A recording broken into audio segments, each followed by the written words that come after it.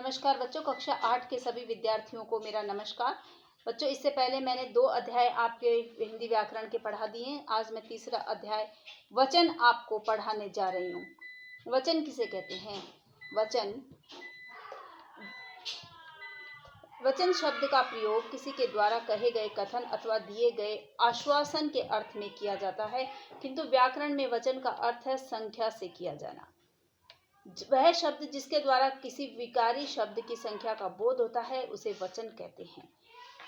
वचन के 2 प्रकार होते हैं, एक वचन और बहुवचन। ये आपने अब तक पढ़ा है, लेकिन वचन किस प्रकार परिवर्तित किए जाते हैं, इनके कुछ नियम होते हैं। हम इन नियमों को पढ़ेंगे। शब्द के अंत में आ को ए में बदलकर, जैसे कमरा कमरे, लड़का लड़के। शब्द के अंत में ए को ए और ऊपर चंद्र बिंदु लगाकर, जैसे पुस्तकें, दीवारें। इकारांत वाले शब्दों के अंत में इया लगा करके, दवाई हमेशा बड़ा ई में होता है, दवाइयाँ लिखेंगे जब उस समय हम बड़ा ई को छोटा ई में बदल देंगे। स्त्रीलिंग शब्द के अंत में ऊ अथवा ऊ के स्थान पर ए और चंद्र बिंदु लगा देंगे, वधुएं, लेकिन उस समय हमारा ऊ की मात्रा छोटा ऊ हो जाएगी। ई स्वरांत वाले स्त्रीलिंग शब्दों के साथ में यों लगाकर ई में बदल जाती है, बड़ा ई छोटा ई में बदल जाती है। ये मैंने आपको सदैव सिखाया है, लेकिन फिर भी आप एक बार फिर सुने। जब भी कभी बड़ा ई की मात्रा पीछे ओ हो और बड़ा ऊ हो, वो सदैव छोटा ई और छोटा ऊ में बदल जाएगा बहुवचन बनाते समय। अब वचन परिवर्तन के कुछ और नियम। संबोधन शब्दों के अंत में ओ न लगा करके ओ लगाते हैं, जैसे भाइयों बहनों। ओ की मात्रा जिसके पीछे डॉट होती है, बिंदु होती है, वो नहीं लगेगी।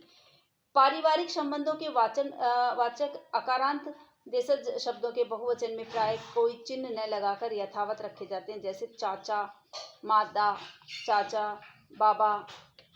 विभक्ति रहित अकारांत से भिन्न पुल्लिंग शब्द कभी भी परिवर्तित नहीं किए होते हैं, जैसे बालक, फूल, अतिथि।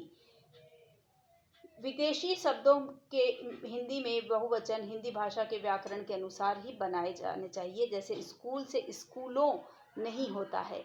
स्कूलों तो हो जाएगा, लेकिन स्कूल्स नहीं होगा, क्योंकि ये हम जब हिंदी में लिख रहे हैं तो हिंदी के अनुसार ही चलता है। भगवान के लिए या निकटता सूची करने के लिए तू का प्रयोग किया जाता है, उसमें अपनीयता के लिए हे ईश्वर तू बड़ा दयालु है। तो ये हमने एक वचन से बहुवचन बनाने के नियम पढ़े और सीखे। वचन के भेद होते हैं कितने? 2। एक संख्या का बोध कराने वाला एक वचन, ये अभ्यास प्रश्न हम कर रहे हैं।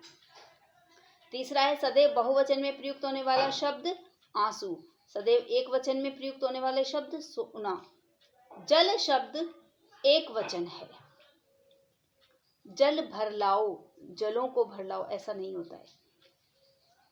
इसी प्रकार अब रिक्त स्थान है। डॉक्टर सदैव मरीजों की सेवा करते हैं। विवेकानंद ने अमेरिका में अपने विचार व्यक्त किए। हम सब ने आचार्य जी को अपने भावों से परिचित करवाया। सभी छात्राएं अपने घरों से पानी लेकर आती हैं। अब लघुतरात्मक एवं निबंधात्मक प्रश्नों को आप उत्तर पुस्तिका में 1 से 9 तक लिखेंगे। ये आज का गृह कार्य है। इसके बाद में हम अध्याय नंबर 4 पढ़ेंगे, कारक। धन्यवाद।